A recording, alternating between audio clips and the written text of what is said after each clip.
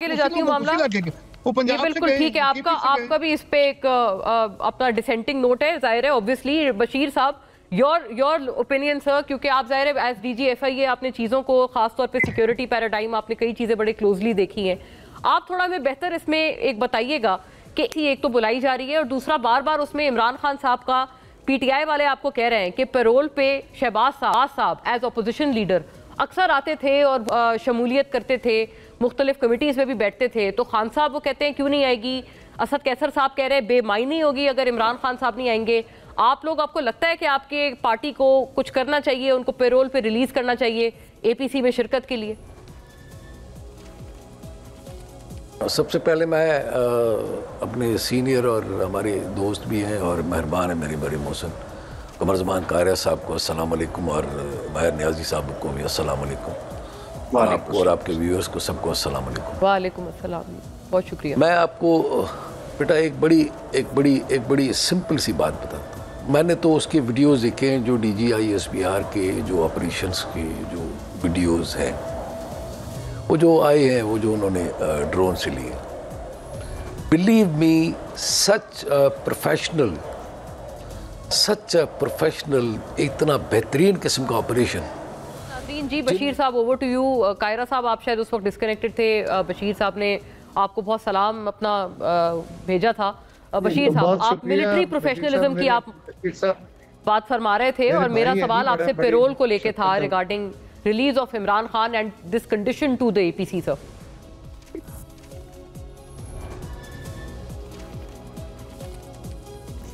तुम्हें आपको मेरी आवाज आ रही है? जी yes sir, please go ahead. Hello, अच्छा, तो मैं ये अर्ज कर रहा था, it was such a precise, excellently planned और इंतहा महारत के साथ एग्जीक्यूट किया गया ऑपरेशन। अब हम आ जाते हैं दूसरी साइड पे।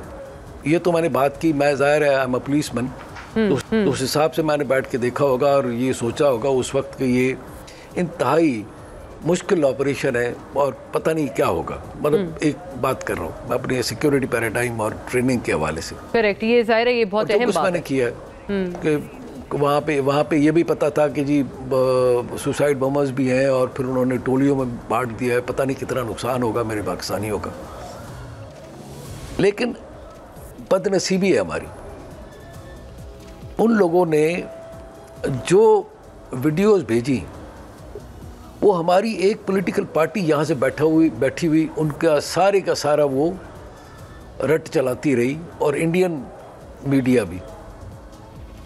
मतलब मैं कहता हूँ ये हमारी बदनसीबी कहूँ या हमारी जो वो मतलब क्या अखलाकी गिरावट कहूँ, उसको कोई भी नाम दिया जा सकता है कि मतलब आपको एक मतलब वो काम करने क्या गए हुए थे।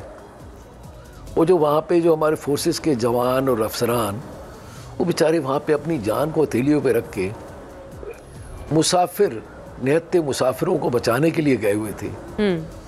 उनकी जो जिस तरह आप लोगों ने ठट्ठा उड़ाते रहे इंडियन मीडिया के साथ मिलके,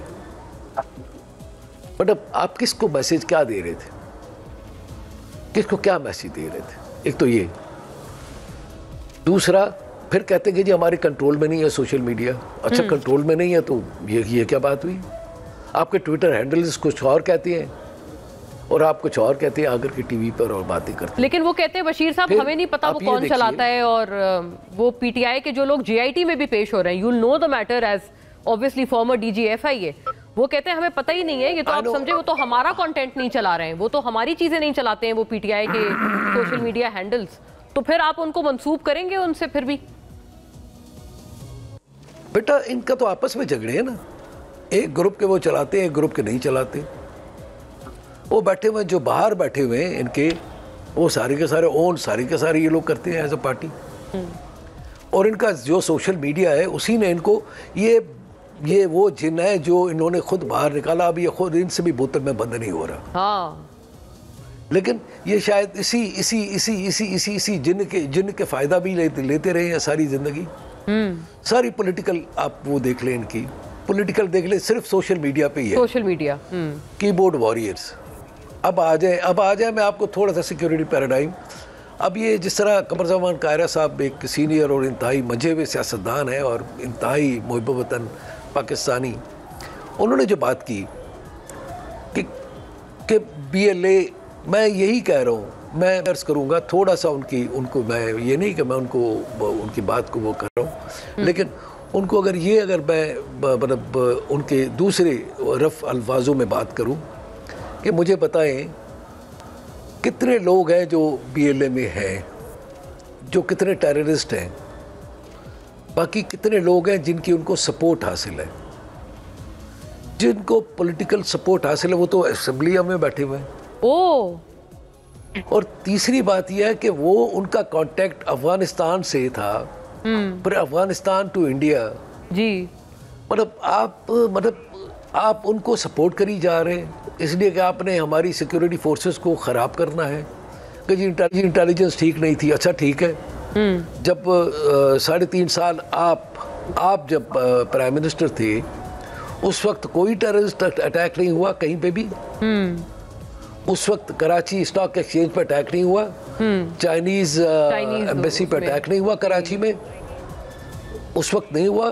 तो हमें बजाय इसके कि पॉइंट स्कोरिंग शुरू करें, बिलावल भुट्टो जरदारी साहब ने नेशनल असेंबली में खड़े होकर के कहा था कि नेशनल एक्शन प्लान 2 बनाने की ज़रूरत है। यस, हमें ज़रूरत है, ऑल पार्टीज़ को साथ बिठाने की ज़रूरत है। पहले भी जो ऑल पार्टीज़ कॉन्फ्रेंस हुई थी या अभी भी जो हुई थी, पहले भी ये जो 100 लोगों की जो कमेटी, नेशनल कमेटी जो बैठी थी, स्ट्रेटेजिक कमेटी, उस वक्त भी इमरान खान साहब प्राइम मिनिस्टर थे, वो तो उस कमेटी में नहीं आए थे कि लोगों से हाथ मिलाने पड़ेंगे। बट अब ये कह रहे कि नहीं, अब वो आ रहे, अब वो नहीं आएंगे तो हम नहीं आएंगे जी। मतलब ये शराइत और मशरूत के साथ पाकिस्तान की सिक्योरिटी और पाकिस्तान का एक जो एक आम आदमी का, देखे ना, जो ट्रेन में जो सफ़र कर रहा है वो आम आदमी है, मैं हूँ, आप है, कोई भी हो सकता है। करेक्ट, वो नहीं सर, वो बैरिस्टर गौहर कह रहे हैं कि 70% अवाम तो पाकिस्तान के इंसाफ के साथ है और उनके जो लीडर हैं वो इमरान खान है, उनके बगैर कोई पॉइंट ही नहीं है APC का। APC is all parties conference ना, तो इतनी बड़ी party which they claim is 70% of your population, उनके लीडर के बगैर क्या पॉइंट हुआ सर इसका? तो मैं ये कह रहा हूँ कि मतलब मुझे तो शर्म आ रही है उसके पर। क्या, मैं बैरिस्टर गौहर एक पढ़े लिखे आदमी है, इंतहाई मंझे हुए लॉयर है और बेहतरीन किस्म के इंसान है, जो मैं जानता हूँ उनके बारे में थोड़ा बहुत। वो तो आप उनकी स्टेटमेंट से डिसएग्री कर रहे हैं सर? 70% नहीं है क्या ये लोग? मैं ये कह रहा हूँ कि 70% हो या 200% हो, बात मेरे मुल्क के आम आदमी की है। हाँ, ये बात बिलावल भुट्टो जरदारी साहब ने जो कहा तो नेशनल एक्शन प्लान 2 बनाए, आप उसको एंडोर्स कर रहे हैं बिलावल साहब की डिमांड को? Let me take this across sir, जरा इस पे बिल्कुल बनना, इस पे हर किसी के व्यूज ले लेते हैं। मैं ये कह रहा हूँ कि बिल्कुल हाँ, सारे पॉलिटिकल पार्टीज को मिल के बैठना चाहिए और इसके लिए कोई लाए अमल बनाना चाहिए। लेकिन मैं समझता हूँ इस वक्त इंतहाई ज़रूरी जो है वो 2 चीज़ें हैं जो इंतहाई ज़रूरी है।